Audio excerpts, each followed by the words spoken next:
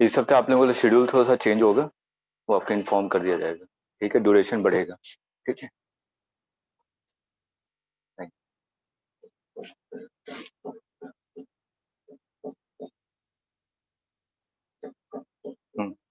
बताइए कौन सा क्वेश्चन है।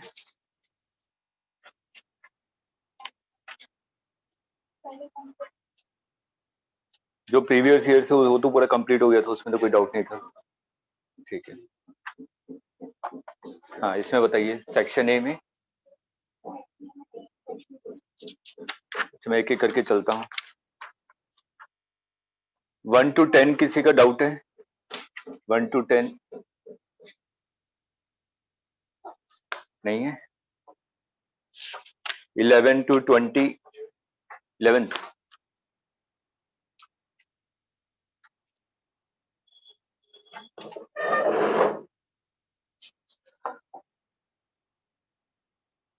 देखिए पैरालेक्स मेथड,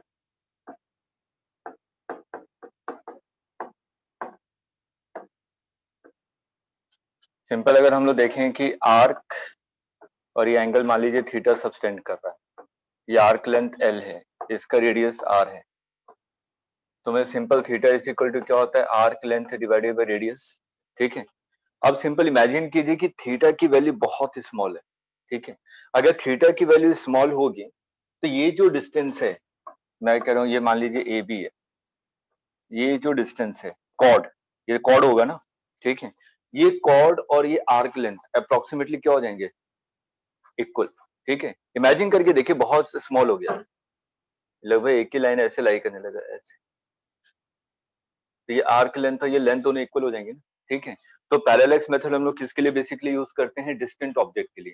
ठीक है, अगर कोई बहुत फार अवे ऑब्जेक्ट है उसके अगर डिस्टेंस मेजर करनी है तो हम लोग पैरेलैक्स मेथड से यूज करेंगे। अब अगर L is approximately equal to AB, AB क्या कॉर्ड है, AB कॉर्ड है। ठीक है, अगर इसके अप्रोक्सीमेटली इक्वल है तो जो डिस्टेंस होगी, कोई सा भी पॉइंट मान लीजिए कि मैंने P पॉइंट कहा, ये Q पॉइंट कहा, तो PQ is equal to approximately R। ठीक है, तो डिस्टेंस कितना हो जाएगा, distance of planet is equal to R। ठीक है, यही सेम कॉन्सेप्ट हमें इस क्वेश्चन में यूज करना है। यहाँ पे दिया हुआ है कि कोई फार अवे ऑब्जेक्ट है जो कि डिस्टेंस कितनी है वहां से, D, कैपिटल D डिस्टेंस पे है, ये आपको कैपिटल D दिया हुआ है। ठीक है, if it's diametrically opposite to the extreme subtend the angle of theta observative. हाँ, अब ये कितना दिया हुआ डिस्टेंस आपको, small d, diameter of the planet, हम लोग अर्थ से देख रहे हैं ना। ठीक है, तो अर्थ कितना एंगल सबटेंड कर रहा है, थीटा। ठीक, तो यहाँ पे आपसे पूछा था approximate diameter of the planet, simple क्या हो जाएगा, theta is equal to arc upon radius, जो आर्क लेंथ है अप्रोक्सीमेटली किसके इक्वल है, ए बी के, और ए बी क्या है, डी, और आर क्या है, कैपिटल डी, तो small D is equal to D theta. आगे समझ में? ठीक है, नोट कर लीजिए।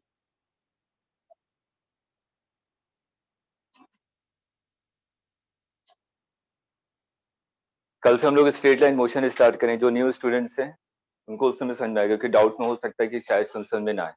ठीक है, आप लोग तभी प्रीवियस से जो भी असाइनमेंट शीट है उसको सॉल्व कीजिए, कोई डाउट हो तो मेरे से अलग से पूछ लीजिए।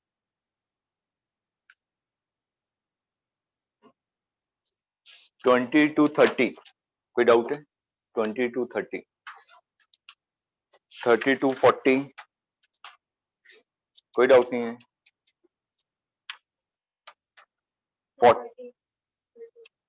13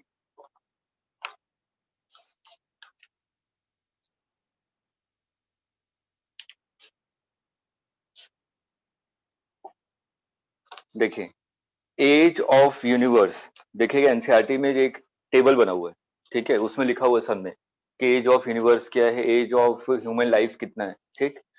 कम से कम 2-3 चीजों को याद रखिए। एज ऑफ यूनिवर्स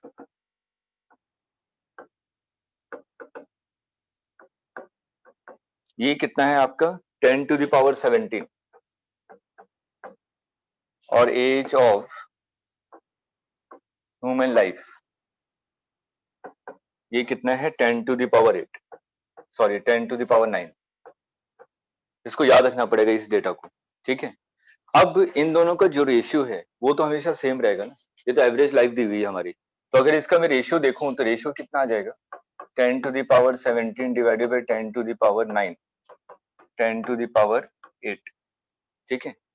अब लेकिन क्वेश्चन में दिया हुआ है कि अगर मैंने कहा कि age of human is 100 second, तो एज ऑफ यूनिवर्स कितना होगा?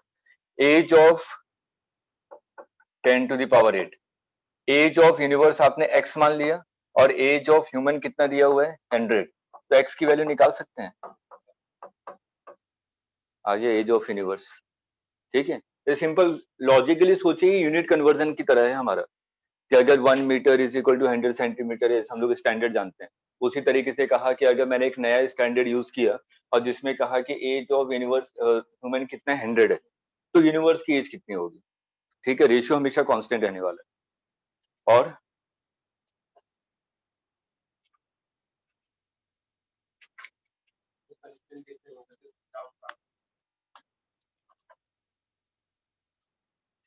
सेक्शन ए में और किसी का डाउट है? सेक्शन ए में कोई डाउट नहीं है?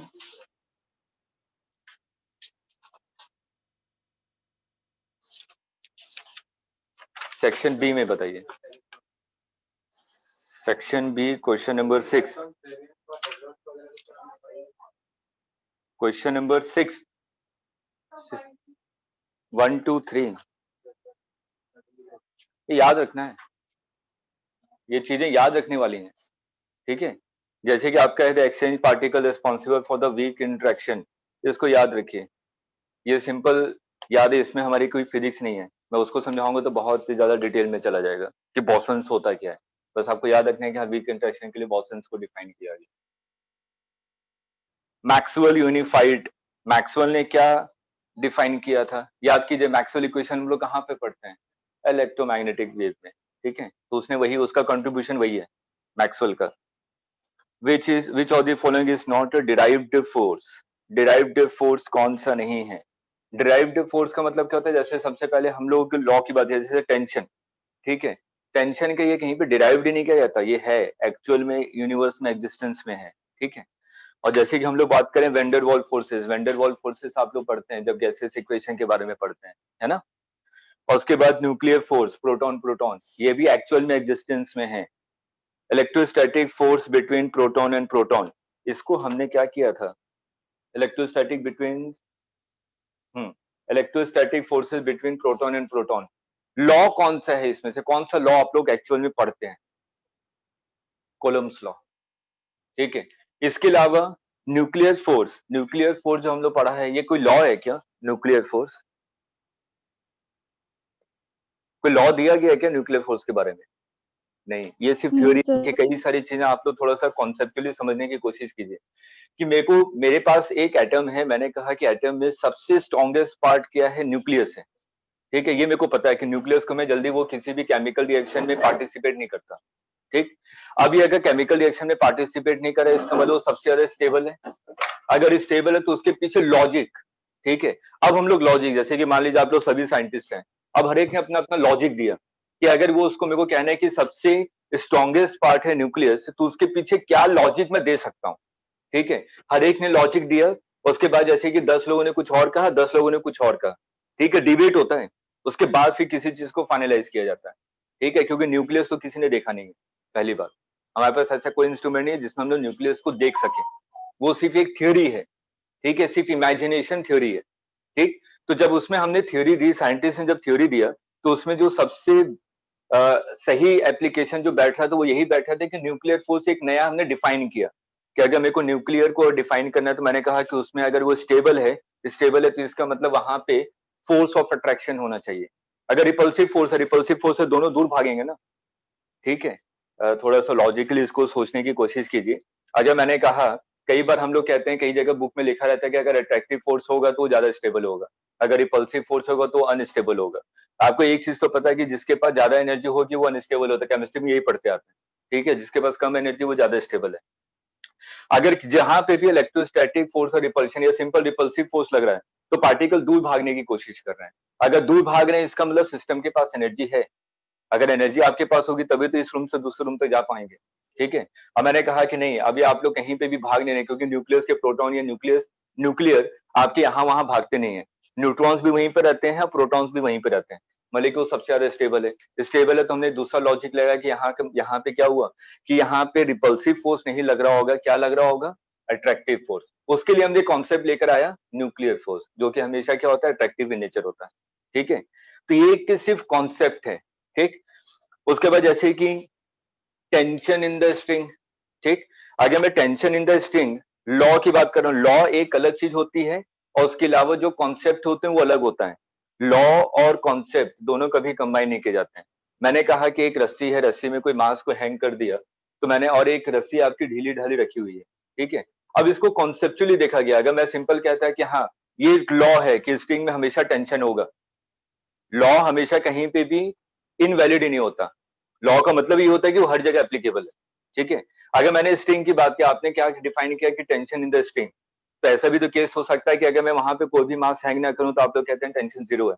अगर रस्सी को मैंने ढीला कर दिया तो आप लोग ये कहते हैं ना टेंशन जीरो है, तो लॉ तो एप्लीकेबल हुआ ही नहीं।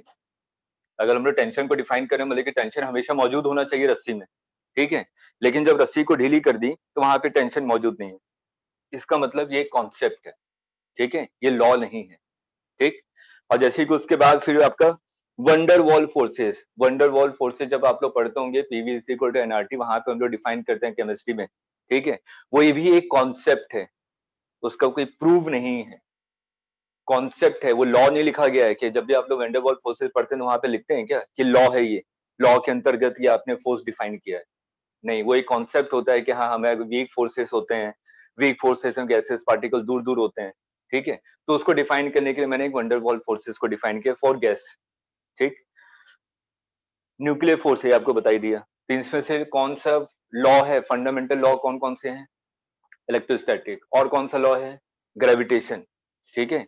ये सब आपके लॉ हैं, Gm1m2 divided by are square, ठीक। और कौन सा क्वेश्चन है, 9th, 8th, 6th भी था कि किसी का डाउट है।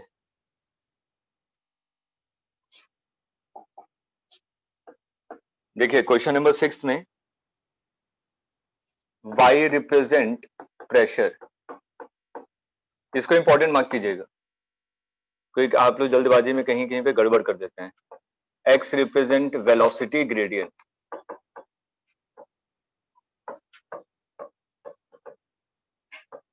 देखिए हम लोग गलती कहाँ पे करते हैं, जैसे कि यहाँ पे लिखा हुआ है double differentiation of y with respect to x, इसका डायमेंशन आपसे पूछा गया है, ठीक। हम लोग सोचना कहाँ से स्टार्ट करते हैं मैं ये बता रहा हूँ। आप लोग ये सोचते हैं कि y प्रेशर है, y को अगर मैं x के रेस्पेक्ट में डिफरेंशिएट करूंगा तो कौन सा पैरामीटर आएगा, ठीक। उसके बाद सोचते हैं कि दोबारा डिफरेंशिएट करूंगा तो क्या आएगा, ठीक है। अब इसको एक एग्जांपल लेते हैं, जैसे कि मैंने कहा कि velocity is equal to dx over dt, ये डिफाइन करते हैं ना, ठीक है। Differentiation of x with respect to time is velocity. अब वैसे अगर मैंने एक्सेलरेशन को डिफाइन करना है तो आप लोग कहते हैं डिफरेंशिएशन ऑफ वेलोसिटी, ठीक है। लेकिन अगर एक्चुअल में अगर आप लोग देखें कि सिंपल डिफरेंशिएशन का मतलब क्या होता है, स्मॉल क्वांटिटी, ठीक है। यहाँ पे अगर मैं dx को डिफाइन करूं तो dx का मतलब क्या है, ये भी डिस्टेंस ही है, लेकिन वेरी स्मॉल डिस्टेंस। dt का मतलब क्या है, स्मॉल टाइम, ठीक। वैसे यहाँ पे dv को डिफाइन करूं तो small velocity divided by small interval of time, ठीक है, तो डायमेंशन वैसे ही आ जाएगा, ठीक।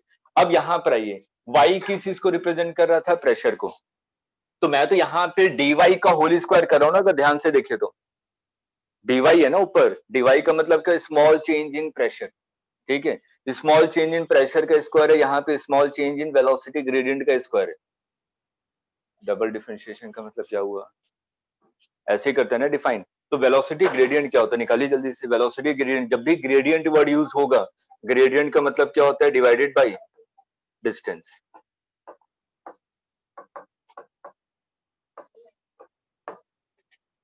कीजिए जल्दी से, जिसका भी डाउट था। t-1, अच्छा अच्छा, हाँ जल्दी से देखिए।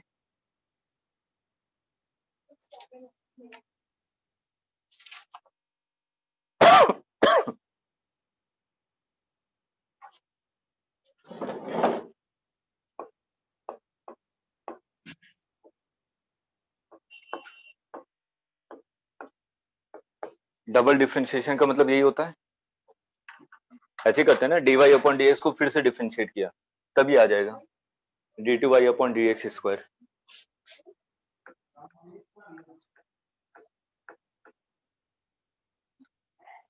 dy क्या है, प्रेशर, प्रेशर का डायमेंशन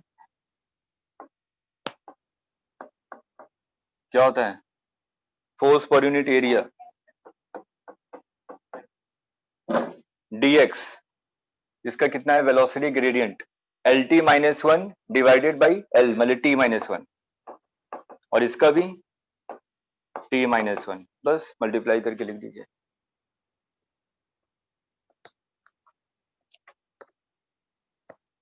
नेक्स्ट 7th,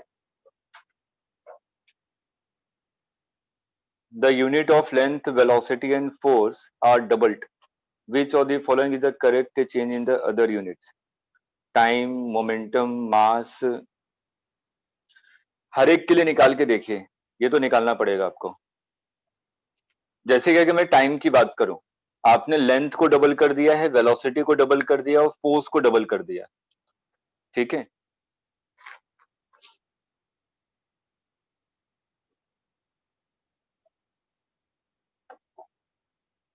कैसे करें, हमें एक एक करके सबको कैसे सॉल्व करूंगा, क्योंकि इसने तो डायरेक्ट थर्ड ऑप्शन जो करेक्ट है उसको कर दिया, मेरे को तो हर एक को चेक करना पड़ेगा ना कि कौन सा ऑप्शन करेक्ट है, तो वो कैसे चेक किया जाए। मैंने क्या किया, velocity, length, velocity, force, length, velocity and force, इन सबको डबल कर दिया।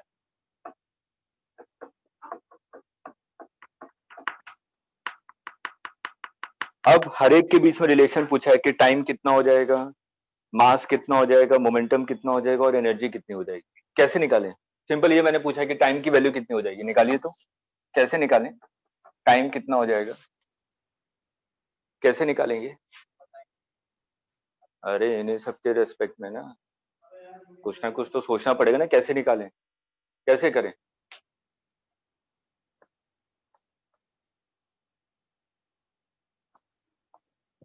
पहले ये पार्ट मेरे को करके दिखाइए कि टाइम कितना हो जाएगा, अगर वेलोसिटी डबल होगी, लेंथ डबल होगी, फोर्स डबल होगी, ये क्वेश्चन एक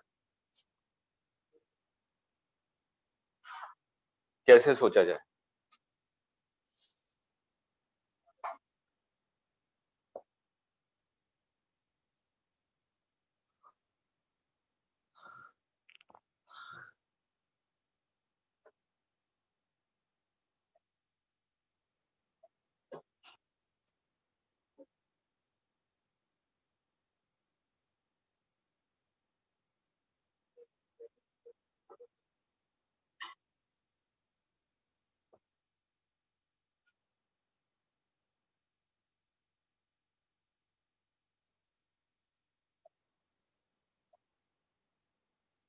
देखिए सोचने का तरीका, मेरे को टाइम की वैल्यू चाहिए ना कि न्यूमेरिक वैल्यू उसकी कितनी हो जाएगी, 2 टाइम्स होगी, 3 टाइम्स होगी या 1/4 हो जाएगी, ये निकालना है। और मेरे को रिलेशन एल, वी और टी दिया हुआ है, तो आपको तुरंत दिमाग में क्लिक करना चाहिए कि इन तीनों को फंडामेंटल मानते हुए टी की वैल्यू निकाल लीजिए। टी का डायमेंशन निकालिए in terms of L, V and T. किया था ना, क्वेश्चन करवाया क्लास में, ठीक है। हम लोगों ने क्वेश्चन जो क्लास में किया था, यहाँ पे एल का डायमेंशन निकाला था in terms of F, B and T, ऐसे समथिंग था कुछ। बस टी का डायमेंशन निकाली in terms of L, V and F, क्या आता है आपको तुरंत आंसर पता चल जाएगा कि क्या होने वाला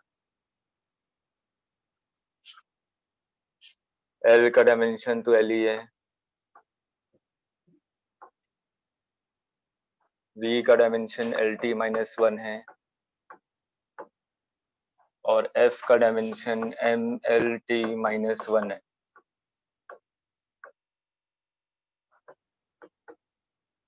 कंपेयर की जो निकाली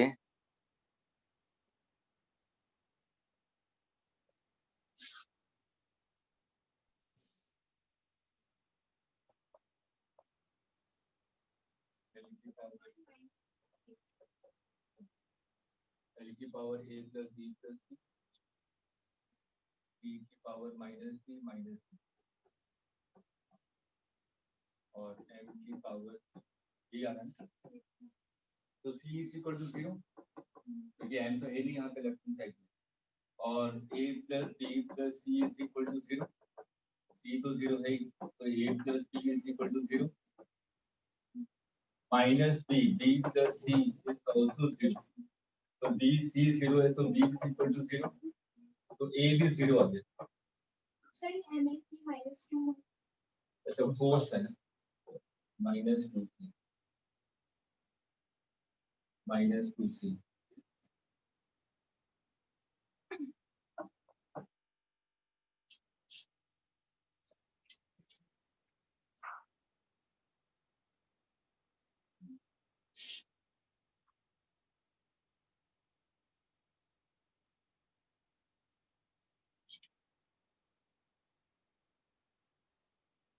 इक्वल टू, तो बी इज इक्वल टू कितना आ गया 1, तो ए की वैल्यू भी कितनी आ जाएगी माइनस, ये होगा ना माइनस बी माइनस 2 से, ऐसा माइनस में कुछ, ठीक है। अब देखिए ए बी सी की वैल्यू आ गई, तो टी कितना हो जाएगा, एल की पावर ए, लेकिन लेंथ की पावर ए की वैल्यू कितनी आई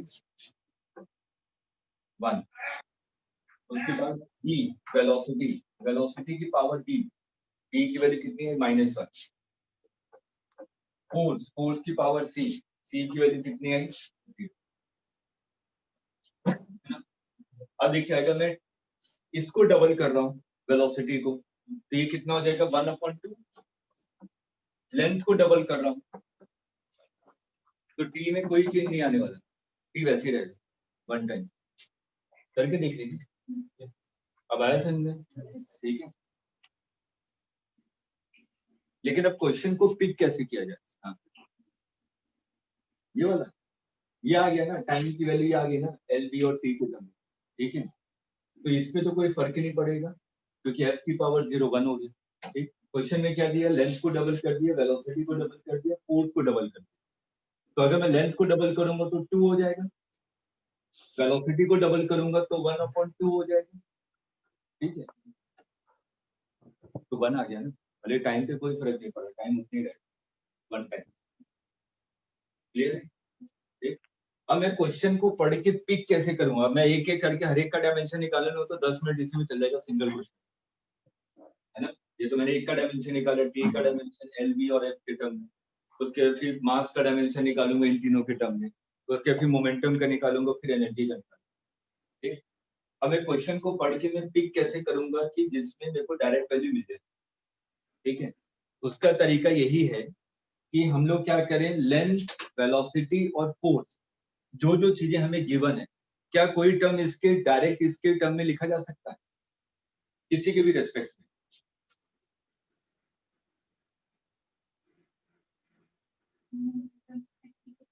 जैसे कि मोमेंटम है या एनर्जी, ठीक है। और सब तो नहीं लिखे जा सकते, पहली बात। अगर मैं मोमेंटम को लिखूं तो क्या लिखूंगा? मास इनटू वेलोसिटी, ठीक है। और उसके आगे फोर्स के टर्म में न्यूटन सेकंड लॉ क्या था? F is equal to rate of change of momentum, ठीक है। तो momentum is equal to force into time, ठीक है। तो यहाँ से डायरेक्ट रिलेशन मिल सकता है पहले वाले से, ठीक। और दूसरा अगर एनर्जी को लिखूं, एनर्जी को क्या लिख सकता हूँ? Very simple, work done force into displacement, ठीक है। डिस्प्लेसमेंट लेंथ है, अगर फोर्स को डबल किया डिस्प्लेसमेंट को डबल किया तो वहां पे कितना 4 टाइम्स हो जाएगा। तो मेरे को एनर्जी भी पता चल गया 4 टाइम्स हो जाएगा, लेकिन मोमेंटम कितना हो जाएगा? फोर्स इनटू टाइम, टाइम तो चेंज हो ही नहीं रहा, फोर्स डबल हो जा रहा है, तो मोमेंटम भी कितना हो जाएगा? डबल हो जाएगा। नहीं आया?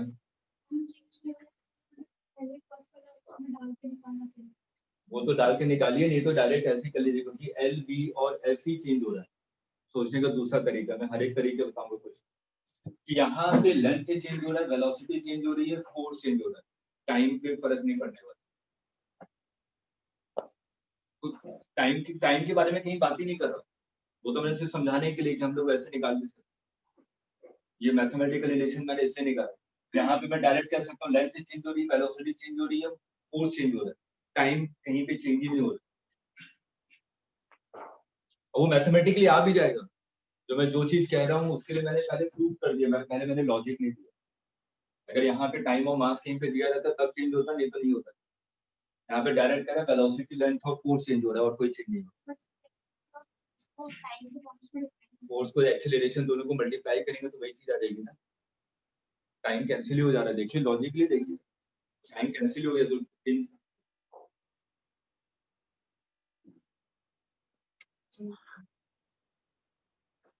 Next 14th and 15th question किया आपने? नहीं, वीडियो मिली नहीं, ग्रुप में है तो अभी आप एडिटिंग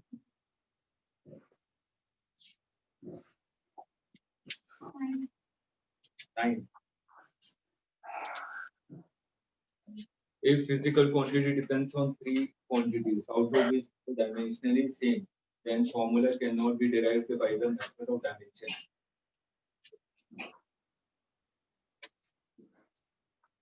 सोच के बताइए, एक फिजिकल क्वांटिटी है जो कि 3 पैरामीटर पे डिपेंड करता है, यानी मान लीजिए ए बी सी पे डिपेंड करता है, सिंपल एक्स वाई जेड। मेरे को ए डिफाइन करना है, ए इज इक्वल टू एक्स की पावर ए, वाई की पावर बी, जेड की पावर। मेरे को ए का डायमेंशन फॉर्म में निकाला, ऐसे निकालते हैं, ठीक है। टाइम पीरियड भी ऐसे निकाला तुम लोगों ने। तो मैंने कहा कि ए का डायमेंशन निकालना है, तो ये मेरे पास फॉर्मूला है। अब क्वेश्चन में ये दिया हुआ है, इसमें से 2 क्वांटिटीज हैं जो कि डायमेंशनली सेम है, then formula can not be derived by the method of the dimension. ये फॉल्स है, ये ट्रू है, क्या है और क्यों? रीजन बताओ।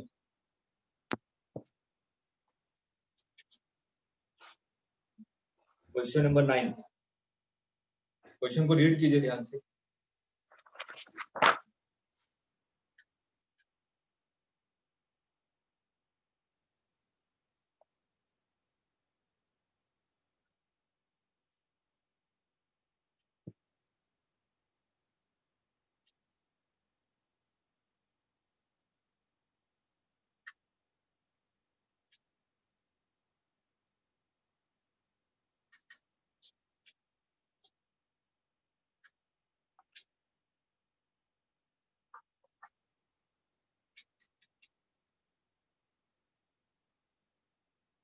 जैसे कि मैंने कहा कि x और y दोनों का डायमेंशन सेम है, ठीक है। अगर दोनों का डायमेंशन सेम है तो आप खुद देखिए, सेम अगर मैं ये दोनों का डायमेंशन सेम है तो मैं तो x is equal to Y लिखूंगा, ठीक है। तो x is equal to Y लिखूंगा तो सिंपल x की पावर a प्लस b कर दूंगा, ठीक है। तो आपने एक तरह से b x पे इंट्रोड्यूस कर दिया ना।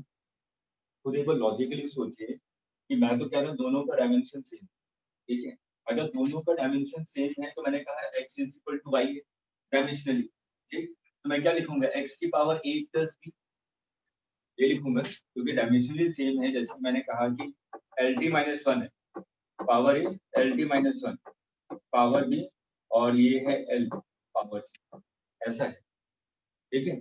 मैंने कहा कि दोनों का डायमेंशन सेम है, मैंने कहा दोनों वेलोसिटी का डायमेंशन, ठीक। अब यहाँ पर क्या ये करेक्ट है? इससे मैं फॉर्मूला डिराइव कर पाऊंगा? खुद सोच के बताइए, आंसर आपके सामने, थोड़ा सा सोचिए, पता चल जाएगा कि मैं यहाँ से फॉर्मूला डिराइव नहीं कर सकता। क्यों नहीं कर सकते? रीजन आपको पता चल जाएगा। देखिए, पहला बात तो ये कि यहाँ पे जो सेम डायमेंशन है, तो सेम डायमेंशन आपके कई सारे क्वांटिटीज के हो सकते हैं। जैसे लास्ट टाइम एक एग्जांपल दिया था स्ट्रेस का और प्रेशर का। प्रेशर एक अलग क्वांटिटी है, स्ट्रेस अलग क्वांटिटी, लेकिन डायमेंशन सेम होता है, ठीक। लेकिन अगर मैं यहाँ पे फॉर्मूले में पुट कर करके निकालूं, दोनों का डायमेंशन तो सेम है, तो यहाँ पे एक आपने एक्स्ट्रा बी को इंट्रोड्यूस कर दिया। नहीं समझ पा रहे, लॉजिकली थोड़ा सा सोचिए। मैंने कहा कि जो ए है ये प्रेशर की पावर है, ठीक है, और स्ट्रेस की पावर बी और जेड टू दी पावर सी, मैंने कहा फोर्स की पावर सी। ये एक फिजिकल क्वांटिटी जो तीनों चीजों पे डिपेंड कर रहा है, ठीक। और मैंने कहा कि ये फॉर्मूला डिराइव कीजिए, ठीक है। अगर मैं यहाँ पे फॉर्मूला डिराइव करूंगा तो ये जो प्रेशर का डायमेंशन है, स्ट्रेस का डायमेंशन, ये तो सेम ही है ना। तो मैं ए और बी की करेक्ट वैल्यू कैसे निकाल सकता हूँ जब दोनों चीजें सेम है? ठीक है, अब वो जब निकल जाएगा तो मेरे को ये नहीं पता होगा कि प्रेशर कौन सा है, स्ट्रेस कौन सा है। डायमेंशन ये कभी नहीं बताता कि ये कौन सी क्वांटिटी है। डायमेंशन से हम लोग कभी नहीं पता लगा सकते हैं कि स्पीड को डिनोट कर रहा है कि वेलोसिटी को डिनोट कर रहा है। जैसे LT-1 लिख दिया, ये स्पीड है कि वेलोसिटी है, बता सकते हैं क्या? नहीं ना। तो इसे मैंने कहा कि अगर सेम डायमेंशन होगा तो ए और बी की वैल्यू करेक्ट नहीं निकलने वाली, ठीक है, क्योंकि दोनों का डायमेंशन सेम है और एक एक्स्ट्रा ए या बी इंट्रोड्यूस कर दिया, ठीक। तो इसलिए जब भी अगर किसी भी फिजिकल क्वांटिटी का अगर हमें डायमेंशन एनालिसिस से फॉर्मूला निकालना है तो कोई भी एक या दो आपके सेम नहीं होने चाहिए, डायमेंशनली सेम नहीं होने चाहिए। डायमेंशनली सेम हो गया तो हम लोग फॉर्मूला डिराइव नहीं कर सकते, ठीक है। और 14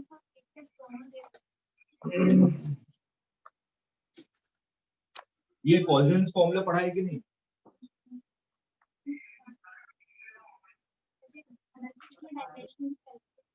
क्यों कैलकुलेट करेंगे? मैं अगर एग्जाम दूंगा तो पूरी 11th 12th पढ़ के दूंगा या सिर्फ 11th की क्लास में? 11th का आप लोग वो सब्जेक्टिव पेपर थोड़ी ना देने वाले हैं। जैसे कि इसमें एक दो क्वेश्चन और भी हैं, Q is equal to MS delta T, यहाँ से हमें स्पेसिफिक हीट कैपेसिटी का फॉर्मूला डिराइव करना कि डायमेंशनली करेक्ट है कि ऐसा क्वेश्चन। तो यहाँ पे मैं डायरेक्ट लिखूं ना, S is equal to Q divided by M delta T, ये जो ऑप्शन होगा उसको टिक मारूंगा, आगे बढ़ूंगा। क्यों मैं डायमेंशन में टाइम वेस्ट करूंगा कि नहीं, ये क्वेश्चन तो डायमेंशन के, तो मैं इसी से करूंगा। जो पॉइसन फॉर्मूला मेरे को पता है कि delta P R to the power 4 divided by 8 delta L होता है, तो उस डायरेक्ट उसको फॉर्मूले को यूज करूंगा। नहीं पता तो टाइम वेस्ट, ठीक है। नहीं पता तो फिर डिराइव करने का तरीका वही है।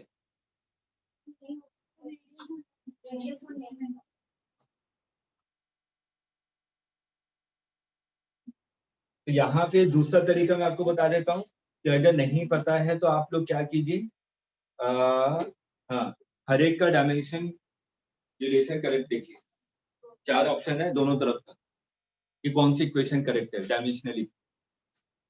एक ये तरीका है, नहीं पता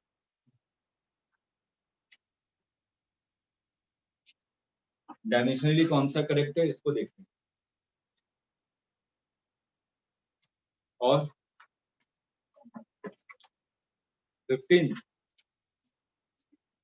15 नहीं हुआ?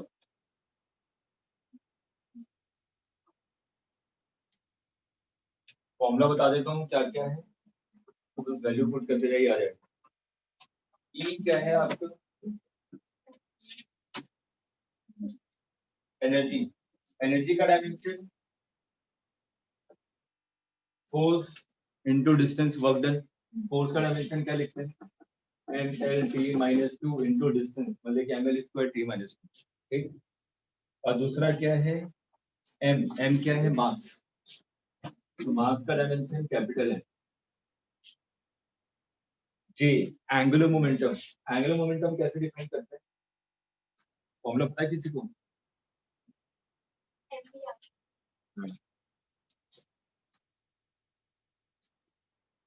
m v का lt - 1 और r मतलब l, ये कितना हो जाएगा, ml स्क्वायर t - 1। उसके बाद g ग्रेविटेशनल कांस्टेंट, g को देखिए लास्ट टाइम डिफाइन किया था, f into r square divided by m1 m2, याद है? तो यहाँ से mlt - 2 r square l square divided by m square, यहाँ से g की वैल्यू कितनी आ गई थी, m - 1 l क्यूब t - 2, जो दिया हुआ उसमें पुट कर दीजिए, हो जाएगा।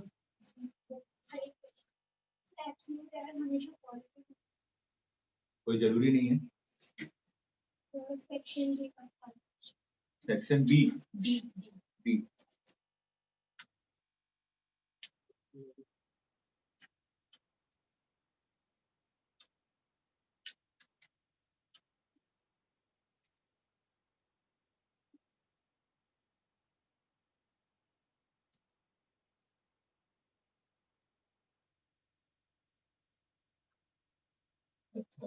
हम लोग देखिए स्टार्टिंग में जो आपको बताया था, measured value minus true value, true value minus measured value, मैंने ये कहा था ना, हमें डिफरेंस देखा जाता है कि डिफरेंस कितना, ठीक है। तो जो एरर है वो डिफरेंस, या तो एरर ज्यादा हो सकता है ट्रू वैल्यू से, या तो एरर कम हो सकता है, ठीक है। लेकिन अगर हम लोग जब भी क्वेश्चन में लिखते हैं, जब भी आपसे पूछा जाता है तो आप लोग प्लस माइनस लिखते हैं, ठीक है। तो इसका मतलब सिर्फ आप मैग्नीट्यूड बताते हैं, प्लस माइनस का मतलब वो ज्यादा भी हो सकता है कम भी हो सकता है, लेकिन आपने बताया क्या, सिर्फ मैग्नीट्यूड बताया कि 0.1 का डिफरेंस है, वो 0.1 आपका ज्यादा भी हो सकता है या तो कम भी हो सकता है। क्लियर है? और 17 इसी में सेक्शन डी का, ठीक है।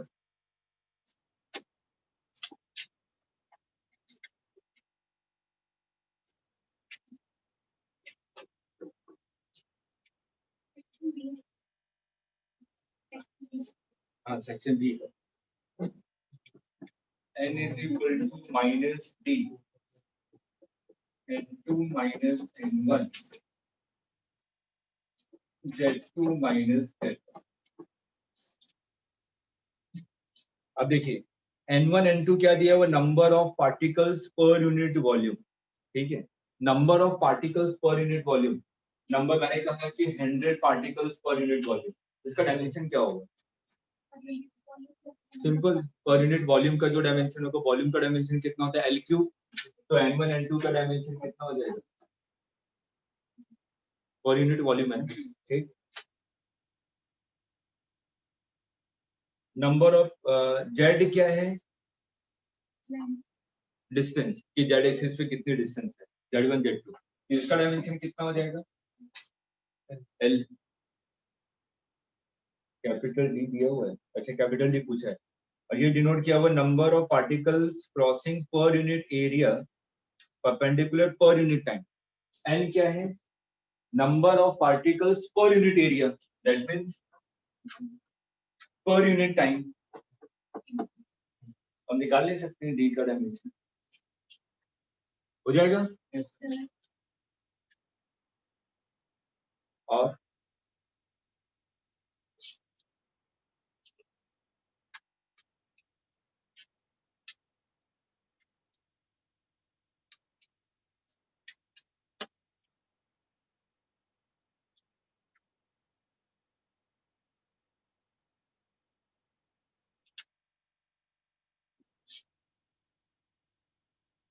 और कोई है, हो गया।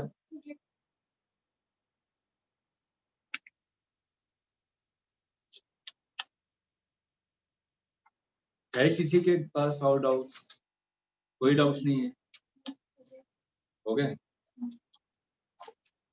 डीपीपी है नहीं मेरे पास, बता दीजिए।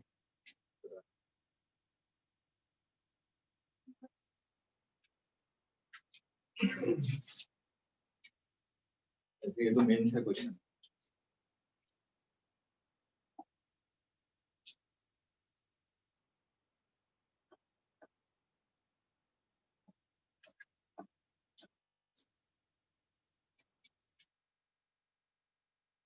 x is equal to 3 y z square।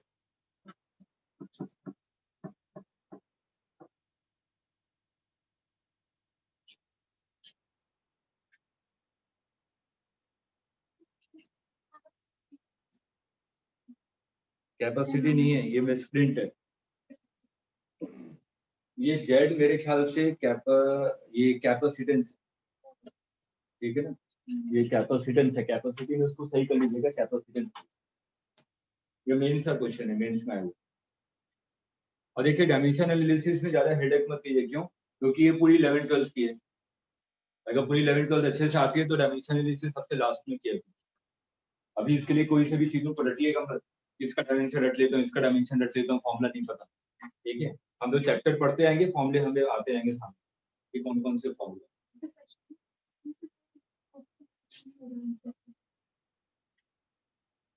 Answer की दिया हुआ है, मतलब ऑप्शन कोई मैच नहीं है।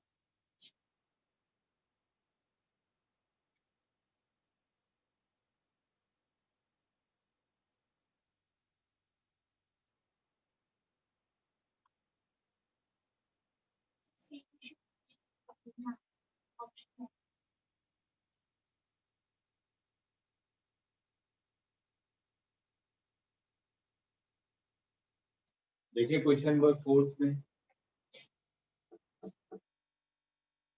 यहाँ पे जो P is equal to alpha divided by beta e की power minus alpha z into k theta. ये आपको बोल्ट्जमैन कांस्टेंट दिया हुआ है, z आपका डिस्टेंस है, z का डायमेंशन l है, ये बोल्ट्जमैन कांस्टेंट, ये टेम्परेचर। हमें यहाँ पे निकालना डायमेंशन फॉर्मूला ऑफ बीटा। सबसे पहले p की पावर कुछ भी होगी वो डायमेंशन लेस हो, ठीक है। p की पावर डायमेंशन लेस है, जिसको मैंने 1 मान लिया, तो यहाँ से अल्फा इज इक्वल टू कितना आ गया, k theta divided by z, ठीक है। अब ये यहाँ पे जो p का डायमेंशन होना चाहिए वही इसका डायमेंशन होना चाहिए, क्योंकि ये वाले क्वांटिटी तो डायमेंशन लेस है, ठीक। तो p का डायमेंशन, तो यहाँ से अगर मैं निकालूं beta is equal to alpha divided by p, है ना, डायमेंशनली निकाल रहा हूं, तो अल्फा की वैल्यू कितनी है, k theta divided by z into p, ठीक। अब बोल्ट्जमैन कांस्टेंट क्या होता है, एनर्जी पर यूनिट टेम्परेचर, ठीक है। तो एनर्जी पर यूनिट टेम्परेचर आप लोग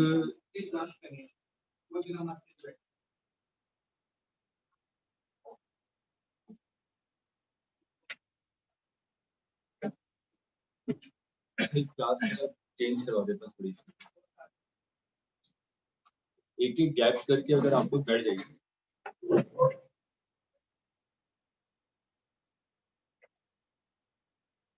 बोल्ट्जमैन कांस्टेंट, देखिए बोल्ट्जमैन कांस्टेंट क्या है, एनर्जी पर यूनिट टेम्परेचर, ठीक है। तो मैं इसको सिंपल लिख रहा हूँ, energy per unit temperature, temperature cancel हो गया, ठीक है। तो क्या बचेगा, energy divided by Z into P. अब डायमेंशन आ जाएगा, एनर्जी का dimension force into displacement M L square T minus 2, और जेड एल है, और P pressure, force per unit area, मतलब कि force M L T minus 2 divided by area, है ना, ये होगा। अब देखिए m कैंसिल हो गया, एक l कैंसिल हो जाएगा, t माइनस 2 कैंसिल हो गया, ये l स्क्वायर आ जाएगा,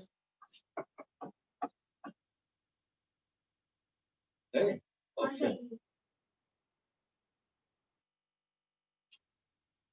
क्लियर है। 18th में क्या है, प्लैंक्स कांस्टेंट, प्लैंक्स कांस्टेंट क्या निकालना है ना, E is equal to h upon t, तो h is equal to ये कितना है, ml square t minus 2 into T, तो सिंपल आ जाएगा NL टू टी माइनस 1, नहीं है?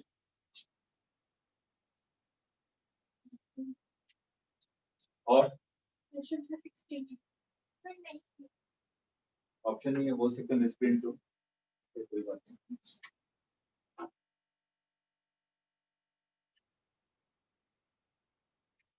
मेरे को लग रहा है पूरी क्लास में सिर्फ 2-3 लोगों ने किया है और सबने पूरा आराम किया है, Friday Saturday Sunday. A physical quantity x depends on quantities y and z as follows. X is equal to ay plus b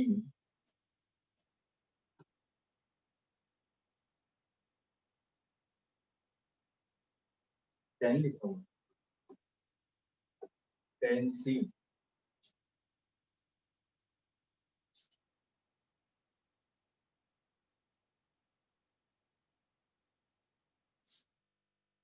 tan c z कैसे दिया होगा? a b c आपके कांस्टेंट है।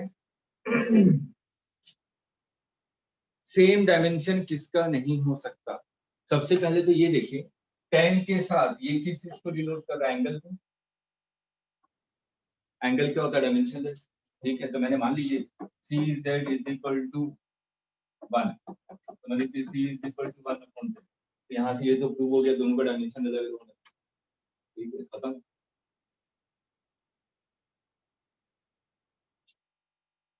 ये ऑप्शन में है क्या? हाँ एक तो है। अच्छा सी और जेड माइनस 1, इसका तो सेम डायमेंशन होगा, जेड माइनस 1 तो सेम होगा ना डायमेंशन। क्वेश्चन में लिखा हुआ सी एंड जेड माइनस 1, दोनों का डायमेंशन सेम है कि अलग अलग? सेम होगा। सी इज इक्वल टू देखिए ना 1 अपॉन जेड है, तो 1 अपॉन जेड तो वही है ना, जेड इनवर्स, ठीक है? दोनों का सम डायमेंशन सेम है। अब दूसरा दिया हुआ है x and b, x and b,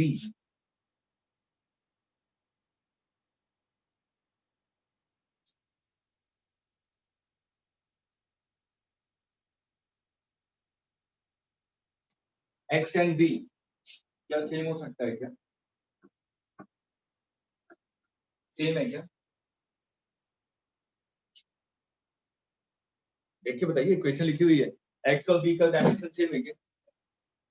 हाँ, क्योंकि ये तो डायमेंशन लेस हो गया ना, ठीक है? तो इसका जो डायमेंशन होना चाहिए वो इसका ही होना चाहिए, तभी इक्वेशन वैलिड होगा, नहीं तो नहीं होगा। मतलब ये भी करेक्ट है। फिर अगला ऑप्शन क्या दिया हुआ है? x एंड a, नहीं a into Y, a into Y का डायमेंशन x के इक्वल होना चाहिए। आगे समझे? तो लास्ट ऑप्शन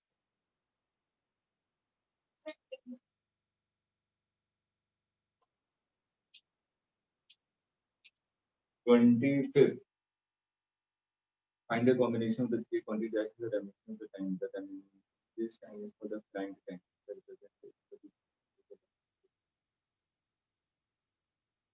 डिराइव कर लीजिए। x क्या है? प्लैंक्स कांस्टेंट, मैं पूरा सॉल्व नहीं करूंगा, कर लीजिएगा। g क्या है? ग्रेविटेशनल कांस्टेंट,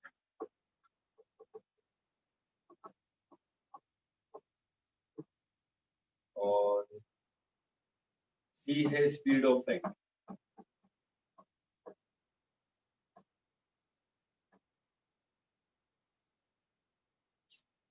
इनको टाइम निकालना है,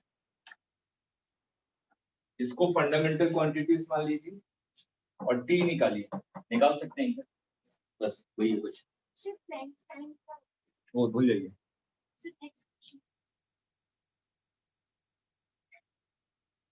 अच्छा ये तो डेटा है जो हमारे कॉर्ड्स होते हैं ना, कि प्लैंक्स टाइम का मतलब कि जो सबसे स्मॉलेस्ट यूनिट ऑफ टाइम, ठीक है? हम लोग स्मॉलेस्ट यूनिट ऑफ टाइम का मतलब जैसे सीजियम एटम के लिए डिफाइन किया जाता है। तो सीजियम क्या होता है कि वो कितनी तेजी से वाइब्रेट कर रहा है, हर एक चीजें वाइब्रेट करती रहती है, जैसे सॉलिड है, लिक्विड है, गैस है, हर एक अपनी मेन पोजीशन पे वाइब्रेट करते रहते हैं। तो सीजियम की कितनी मेन पोजीशन पे कितनी तेजी से वाइब्रेट कर रहा है, उसका जो टाइम पीरियड होता है उसी को हम लोग प्लैंक का टाइम कहते हैं। एग्जैक्ट डेटा मेरे को याद नहीं है, याद कर लीजिएगा, एनसीईआरटी में डायरेक्ट दिया हुआ है। और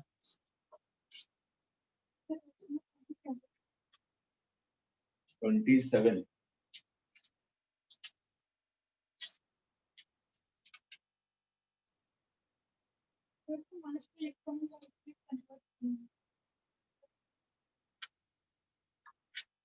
सिंपल याद है।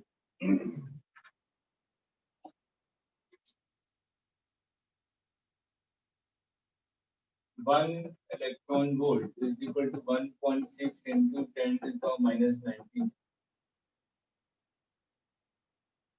तो बोलिए ना, E is equal to आपको पता है, तो उसको उसमें इलेक्ट्रॉन वोल्ट में कन्वर्ट कर। और है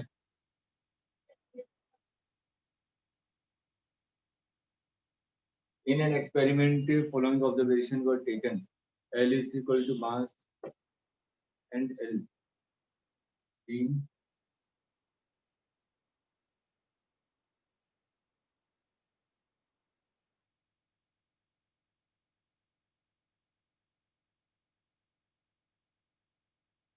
अच्छा क्वेश्चन है, देखता हूँ किसका दिमाग चलता है। L दिया हुआ आपको 2.820, N दिया हुआ 3.008, ये सेंटीमीटर, ये इसको R मान लीजिए। रेडियस दिया हुआ है 0.087 सेंटीमीटर, कैपिटल डी दिया हुआ है 0.041 सेंटीमीटर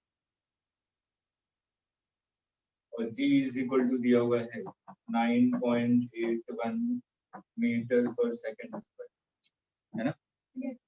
मेरे से पूछा जा रहा है, फॉर्मूला है आपके पास y is equal to 4mgr divided by pi d square to, sorry capital L, capital L divided by R. तो मैक्सिमम एरर इन y ये पूछा जाता है, तो मेरे को तो फॉर्मूला पता है, मैं तो डायरेक्ट पहले फॉर्मूला लिखूंगा। Maximum error in y is equal to delta m upon n plus delta g upon g delta l upon l, 4 और पाई तो कांस्टेंट है ना, कांस्टेंट नहीं आता d स्क्वायर का मतलब 2 delta d upon d plus delta r upon r। यहाँ पे तो मेरे को l m r d g इन सब की वैल्यू दी है, डेल्टा तो दिया ही नहीं है। क्या होता है डेल्टा ई, क्या होता है लीस्ट काउंट, कितने कितने पता है ना, 0.001 0.01 0.001 0.001 0.01 हो जाएगा।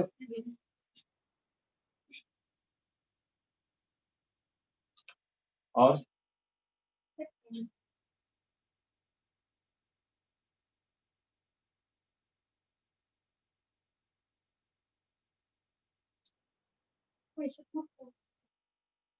फोर्थ भी है, चलिए पहले एक मिनट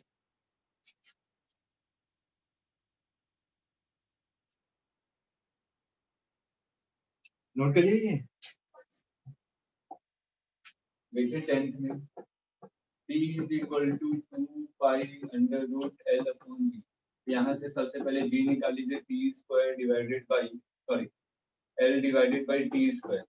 मैं सिर्फ कांस्टेंट को हटा दे रहा हूँ, ठीक है। तो delta G upon G is equal to delta L upon L plus 2 delta T upon T होगा ना। लेंथ दिया हुआ है आपको 100 सेंटीमीटर और डेल्टा L दिया हुआ है 1 mm।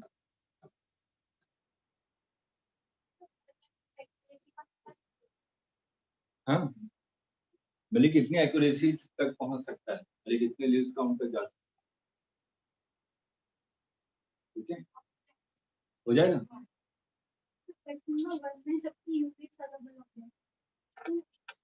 कौन सा डीपीपी, इसी डीपीपी में।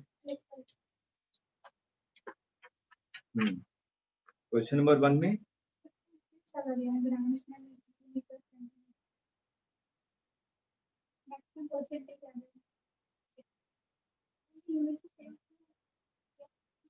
वो डिवीजन में तो उसमें गायब हो जाता है, उससे कोई फर्क ही नहीं पड़ेगा।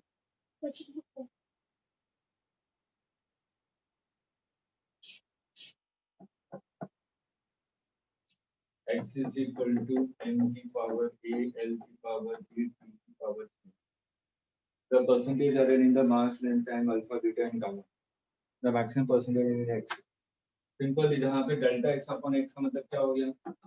A delta m upon n, B delta l upon l, plus C delta t upon d. ये कितना दिया हुआ है? अल्फा. ये कितना दिया हुआ है? बीटा. ये कितना दिया हुआ है? गामा. खत्म. क्लियर है? ये लीजिए. चलिए. इस बार तो मैंने छोड़ दिया इन द सेंस कि मतलब इसे 2-3 लोगों ने डाउट पूछा, मैंने आप लोगों को छोड़ दिया, तो शांति से बैठो. नेक्स्ट टाइम नहीं छोड़ेगा. ठीक है, कल से स्ट्रेट लाइन मोशन स्टार्ट करूंगा और कल ही मैं आप लोगों को शीट प्रोवाइड करूंगा कि जब तक स्ट्रेट लाइन मोशन चले आप लोग शीट करना स्टार्ट कर देंगे. ठीक है, कि नेक्स्ट टाइम जब भी मैं डाउट डिस्कशन होगा, सिर्फ या 2 या 3 स्टूडेंट के डाउट्स होंगे तो मैं डाउट सेशन पूरे क्लास के लिए स्किप कर दूंगा, उन 2-3 को अलग से टाइम दे दूंगा. डाउट सिर्फ उन 2-3 का है, ये मैंने पूछा और आपने नहीं पूछा तो आप लोगों को स्किप कर दूंगा.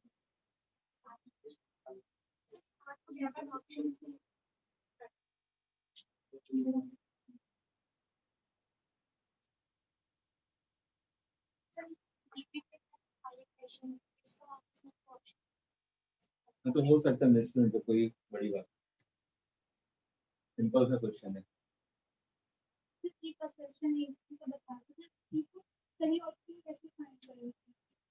ऐसा से रीजन की ज्यादा प्रैक्टिस मत कीजिए, वो एम्स में आता था.